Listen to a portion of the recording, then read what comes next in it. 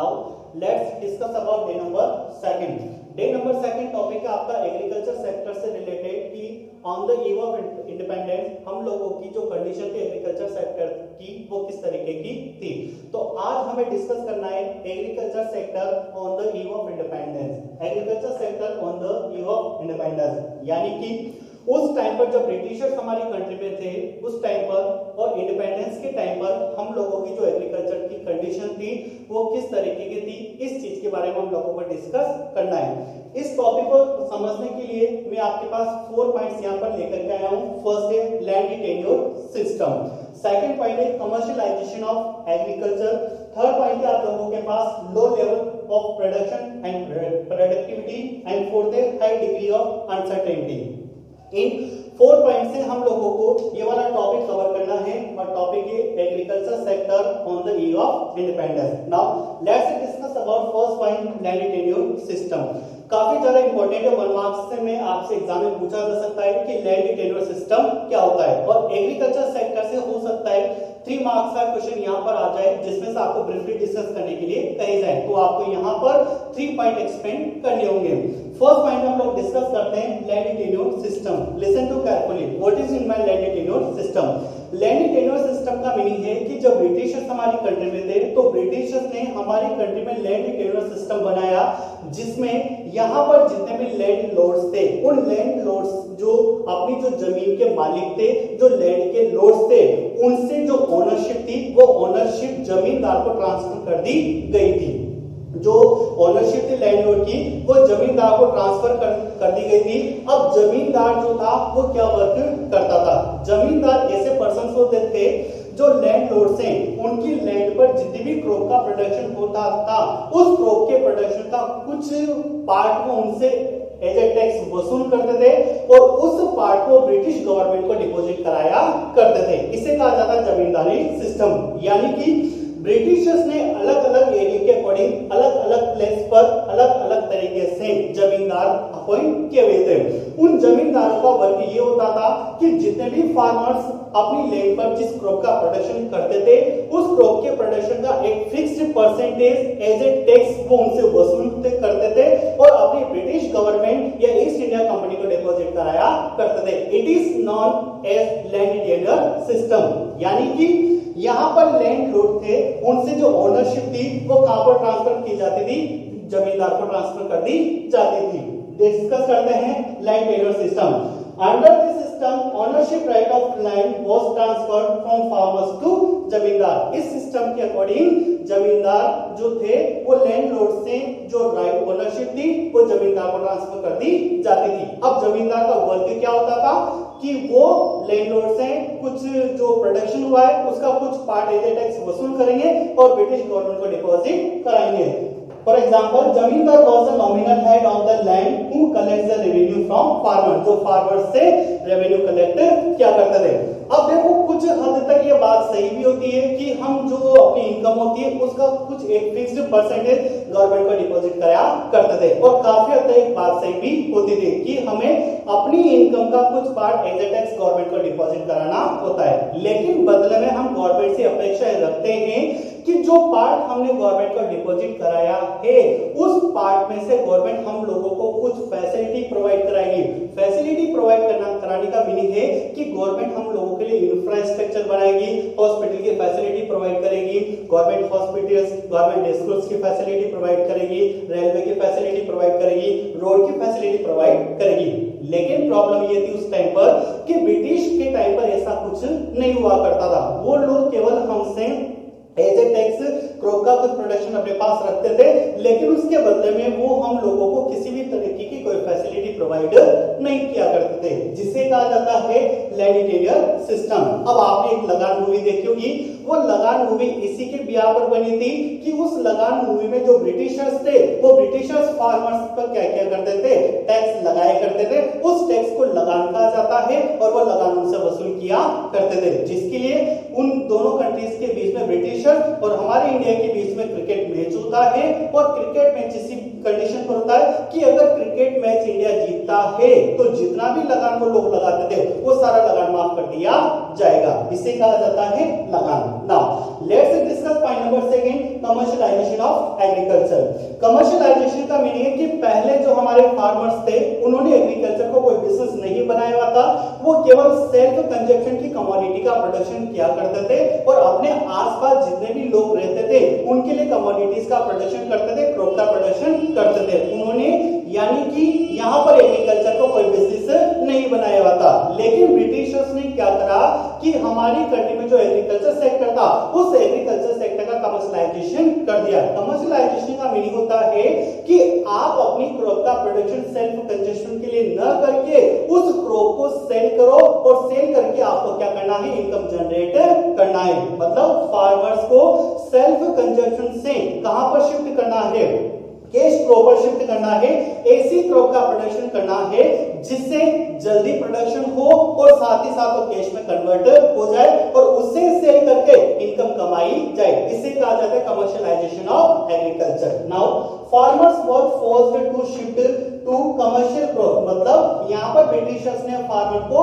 Commercial crop पर shift करने की कोशिश करी, यानी कि जो सेल्फ कंजप्शन की वो कमोडिटी बनाते थे उसको ड्रॉप करके उन्होंने कैश क्रॉप उगाने के लिए उनको आगे बढ़ाया ताकि वो यहाँ पर इस कमोडिटी का प्रोडक्शन करेंगे और कैश क्रॉप का अगर प्रोडक्शन करेंगे तो ब्रिटिशर्स उनको ज्यादा कैश दिया करते थे। अब कैश क्रॉप का यहाँ पर एग्जांपल है कॉटन, इंडिगो।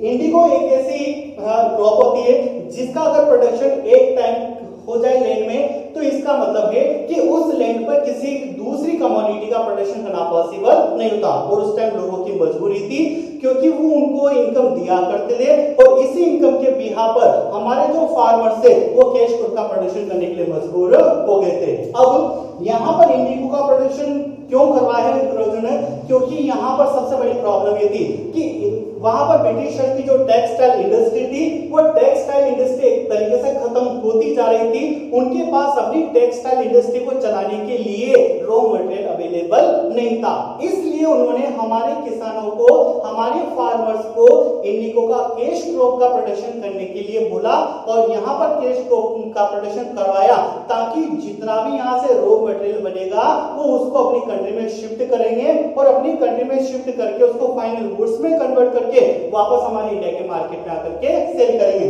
तो इंडिगो का जो कैश क्रॉप का प्रोडक्शन था, मैंने यहाँ पर लिखा हुआ है आपके लिए रीजन, क्या रीजन था। Indigo was required by the textile industry in Britain for dyeing of the textile, मतलब ब्रिटेन की जो टेक्सटाइल इंडस्ट्री थी वो एक तरीके से खत्म होने जा रही थी, इसलिए यहाँ पर क्योंकि उनके पास रॉ मटेरियल नहीं था, इसलिए यहाँ पर ब्रिटिशर्स ने हमारे जो फार्मर्स थे उनसे कैश क्रॉप में कॉटन और इंडिगो जैसी क्रॉप्स का प्रोडक्शन करने के लिए मजबूर कर दिया, जिससे कहा जाता है कमर्शियलाइजेशन ऑफ एग्रीकल्चर। और सेकंड पॉइंट था Britishers use them as raw material, और जितना भी कैश क्रॉप का प्रोडक्शन होता था उस सारे कैश क्रॉप के प्रोडक्शन को जो ब्रिटिशर्स होते थे वो अपनी कंट्री में ले जाकर के और रॉ मटेरियल के तरह यूज में लिया करते थे। Now let's discuss about low level of production and productivity. Both are different. यहाँ पर प्रोडक्शन का मीनिंग अलग होता है और प्रोडक्टिविटी का मीनिंग अलग होता है। पॉइंट नंबर 3 डिस्कस करने वाले यहाँ पर लो level of production and productivity. Production का मीनिंग होता है कि आपकी लैंड पर टोटल कितनी क्वांटिटी में आउटपुट जनरेट हुआ है, इसे कहा जाता है प्रोडक्शन। आपकी लैंड पर टोटल कितनी क्वांटिटी में आउटपुट जनरेट होता है, that is known as production. But productivity का मीनिंग होता है कि पर हेक्टर आपकी लैंड का जो प्रोडक्शन है या पर हेक्टर आपकी लैंड का जो आउटपुट है वो कितना है, that is known as productivity. Production refer to total output and productivity refer to output per hectare of land. Per hectare पर कितना आउटपुट जनरेट होता है।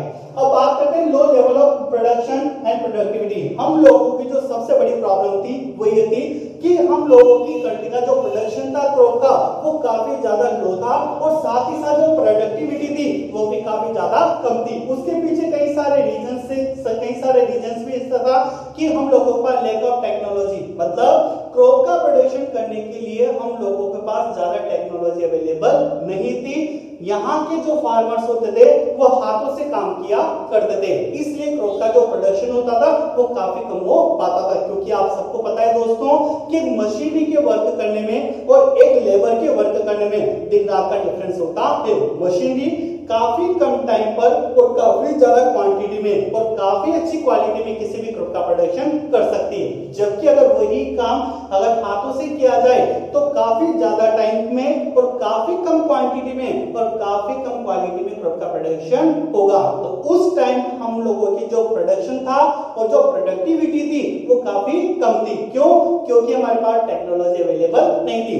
सेकंड थिंग अगर मैं आपसे बात करूं तो वो है लैक ऑफ इरिगेशन, मतलब हमारे पास यहाँ पर इरिगेशन फैसिलिटी नहीं थी। जो ब्रिटिशर्स थे उन ब्रिटिशर्स ने हम लोगों के फार्मर्स के लिए, इंडिया के जो फार्मर्स थे उनके लिए किसी भी तरीके का कोई इरिगेशन प्रोजेक्ट नहीं चलाया हुआ था। मतलब यहाँ के फार्मर्स को केवल और केवल किस पर डिपेंड होना पड़ता था? रेनफॉल पर डिपेंड होना पड़ता था और उसी की व्यापक क्रॉप का प्रोडक्शन किया जाता था। Now let's discuss about low level of production and productivity. Production का मीनिंग मैंने आपको बोला total output of the land and productivity total output per hectare of the land. Low level production का क्यों? क्योंकि लैक ऑफ इरिगेशन फैसिलिटी, हम लोगों का इरिगेशन की फैसिलिटी अवेलेबल नहीं थी। सेकंड, लैक ऑफ टेक्नोलॉजी, हम लोगों का टेक्नोलॉजी अवेलेबल नहीं थी। And third, negligible use of fertilisers, मतलब उस टाइम यहाँ के किसानों की जो मेंटालिटी थी वो ये बोला करती थी कि अगर अपन यहाँ पर लैंड में फर्टिलाइजर्स को यूज में लेंगे तो इससे हो सकता है कि हमारी जो क्रॉप की जो क्वालिटी है वो काफी ज्यादा डाउन हो जाए। इसलिए इस चीज में बिलीव नहीं किया करते थे कि उनको फर्टिलाइजर यूज में लेने, वो फर्टिलाइजर को बिल्कुल नेग्लेक्ट किया करते थे। अब मैं बात करता हूं आपसे, अभी यहाँ पर अपन ने डिस्कस किया पॉइंट नंबर 3 कि हमारी कंट्री की जो प्रोडक्शन थी और जो प्रोडक्टिविटी थी क्रॉप की वो काफी कम हुआ करती थी। उसका सबसे मेन एग्जांपल है कि यहाँ पर दो वीट है, यहाँ पर दो क्रॉप है, एक वीट और एक राइस। दो डेटा में यहाँ पर लिखा है आपके लिए। We are talking about 1947 and 2018 and 9 for the wheat and for the rice. अगर अपन देखें प्रोडक्टिविटी की अगर अपन बात करें तो 1947 में जो वीट की जो प्रोडक्टिविटी थी वो ओनली 660 थी केजी पर हेक्टेयर, मतलब पर हेक्टेयर में यहाँ पर जो वीट का जो प्रोडक्शन होता था वो ओनली 660 केजी पर हेक्टेयर हुआ करता था, जबकि यही प्रोडक्शन 2018 और 19 में कहां पर पहुंच गया? 3408 पर पहुंच गया। इसलिए क्योंकि प्रेजेंट टाइम पर हम लोगों के पास इरिगेशन फैसिलिटी भी है, प्रेजेंट टाइम पर हम लोगों के पास टेक्नोलॉजी भी अवेलेबल है। सेकंड ये अगर अपन बात करें राइस के लिए तो राइस का प्रोडक्शन 1947 में 665 केजी पर हेक्टेयर हुआ करता था और अगर राइस के अपन 2018-19 की बात करें तो यही प्रोडक्शन इंक्रीज होकर 2665 पर हो चुका है। ये केवल रीजन इतना सा है कि प्रेजेंट टाइम पर यहाँ के जो फार्मर्स है उनके लिए ब्रिटिशर्स की काफी ज्यादा न्यू पॉलिसीज ने टेक्नोलॉजी दी है हम लोगों को, इरिगेशन फैसिलिटी हम लोगों के लिए प्रोवाइड कराई है। इसलिए प्रेजेंट टाइम पर हमारा जो एग्रीकल्चर सेक्टर है उसकी प्रोडक्टिविटी 1947 के कंपेयर में काफी ज्यादा इंक्रीज हो गई है।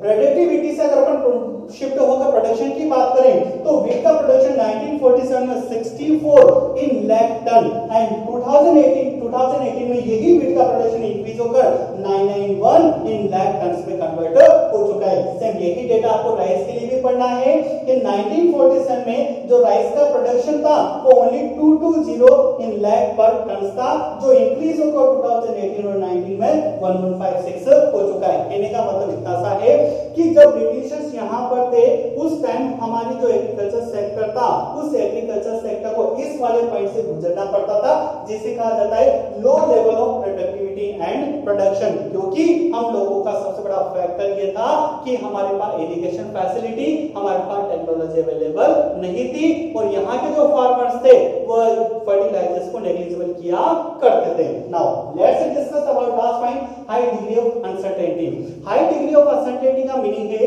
कि यहाँ के जो फार्मर्स थे वो पूरी तरीके से केवल और केवल रेनफॉल पर डिपेंड हुआ करते थे। क्यों?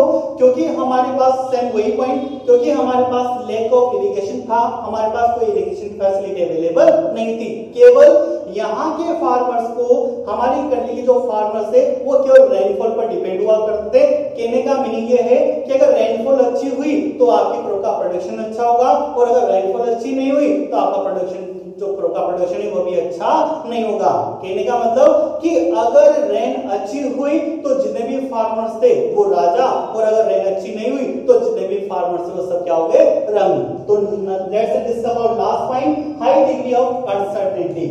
It was excessively depend upon rainfall. ये सब कुछ किस पर डिपेंड किया करता था, रेनफॉल पर डिपेंड किया करता था। और अभी मैंने आपसे बोला कि अगर अच्छी रेनफॉल होगी तो क्रॉप का प्रोडक्शन भी अच्छा होगा, बट अगर रेनफॉल अच्छी नहीं होगी तो क्रॉप का प्रोडक्शन भी काफी ज्यादा पुअर होगा। तो good rainfall implied good output, while poor rainfall implied poor output. जो गुड रेनफॉल थी वो अच्छा आउटपुट जनरेट करके हम लोगों को दिया करती थी, और अगर रेनफॉल अच्छी नहीं होती थी तो आउटपुट भी हम लोगों को अच्छा नहीं मिलता था। एंड लास्ट, हम लोगों के यहाँ पर ब्रिटिशर्स ने इरिगेशन फैसिलिटी प्रोवाइड करने के लिए कुछ एफर्ट्स नहीं किए, उन लोगों ने हम लोगों की कोई हेल्प नहीं करी। उनका तो सीधा सीधा सा टारगेट ये होता था कि यहाँ के फार्मर्स जिस भी क्रॉप का प्रोडक्शन करेंगे उस क्रॉप का प्रोडक्शन एज ए टैक्स वो कुछ वसूल करेंगे और अपने पास रखेंगे, चाहे वहां पर फार्मर्स की इनकम हो या ना हो। जबकि होना क्या चाहिए था कि अगर वो हम लोगों के फार्मर से किसी तरीके से टैक्स लेते हैं तो इसके बदले में उनको कुछ इरिगेशन फैसिलिटी या कुछ अदर चीजें प्रोवाइड करानी चाहिए, टेक्नोलॉजी प्रोवाइड करानी चाहिए। लेकिन ब्रिटिशर्स ने ऐसा कुछ नहीं किया, क्योंकि उनका टारगेट सीधा सीधा सा ये था कि वो हमारी इंडिया की इकोनॉमी के बिहाफ पर खुद की कंट्री का डेवलपमेंट करना चाहते थे। यानी कि उन्होंने कोई एक्स्ट्रा एफर्ट्स हम लोगों के लिए नहीं करे। तो no effort was ever made under the British rule to develop permanent means of irrigation। ये डे नंबर 2 की क्लास है। कल मैं आप लोगों के लिए डे नंबर 3 की क्लास भी लेकर के आऊंगा। आप मेरे YouTube चैनल पे इसी तरीके से बने रहिए। आप सभी दोस्तों को ऑल द बेस्ट। जय श्री कृष्णा। Thank you.